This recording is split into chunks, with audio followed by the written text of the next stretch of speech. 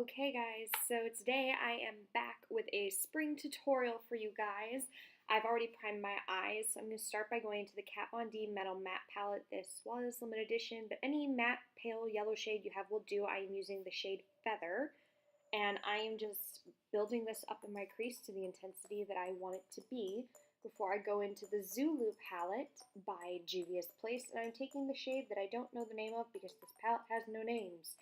And I am literally going to spend the next, well, in your time, it's going to be like, 15 seconds. But in my time, I think I literally spent 10 minutes building up this yellow to make it as bright and as vibrant as I possibly could. Like I've said before, guys, when it comes to colorful eyeshadows, you've got to work slowly and build up the pigment rather than going crazy all at once. It's harder to undo that way. Then to make it sparkly, I am taking the ColourPop Super Shock Shadow in the shade Tankini, and I'm just using my finger to place this all over the yellow shade that I just put down. I felt like the look needed something a little bit more sparkly, so basically I went for it. I will never turn down some sparkle. And I let some fall under my eye. And then I decided I wanted to do a wing liner with this look because I felt like it had been a little while since I'd done a wing liner. So today, instead of using the Kat Von D tattoo liner in Trooper, I decided to go with the Stila Stay All Day liquid liner and then pop on the House of Lashes Temptress Wispy Lashes. That is hard to say. Then to highlight my brow bone, I'm taking the shade Bone out of the Kat Von D palette that I used before and just lightly highlighting my brow bone. And we're going to move on to the face, starting with my Tarte Clean Slate priming. I'm having a hard time today. And I'm just basically working this into the center pores, my face, my cheeks, my nose, my forehead. You know how it goes. Just those areas. And then I'm taking the Smashbox primer water to hydrate and prep the rest of my face for my foundation because we are doing a stick foundation today. That is right. I am using the Tarte Amazonian Clay Foundation in Fair Beige. This is a little bit more neutral than I would like to use, but it's the only shade in the stick foundation from Tarte that matches me.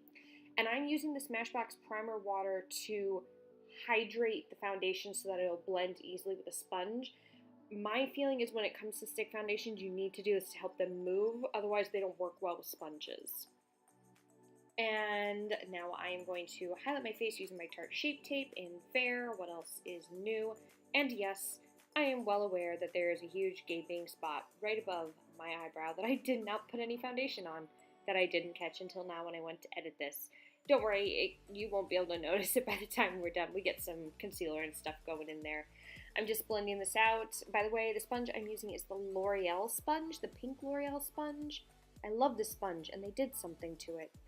And now I'm just going to highlight my face using some of the Cover FX Custom Cover Drops in Celestial before going ahead and setting my whole face using the Mercier Magical Powder that everyone knows and loves. I'm just being very careful with this and lightly dusting it. I don't want to get too much like I did on my sweater. And then I'm going to go into the blue shade in the Kat Von D palette called Ignite. It's like this really pretty frosty blue color. It's got an icy shade. And then I'm going in with another ColourPop Super Shock Shadow in the shade Sugar to make it a little sparkly. Now we're just going to lightly bronze the face. I say lightly. And then, of course, as per usual, that just, went straight out of the window unintentionally. And bronzing, I'm obviously going ahead and using my Hourglass Ambient bronzing powder in Nude Light Bronze, I believe is the shade. I can't remember off the top of my head. And then for my blush, this dude is hella broken. This is the Becca blush in Wild Honey. I haven't used this in ages, but it's a really nice shade to complement the bronzer. And then I'm going with more of a goldy champagne highlight, slightly more gold than I usually go for. And this is one of the Diorskin Nude Air Luminizers, I believe in the shade 001. I think 002 is pink, 001 is goldy.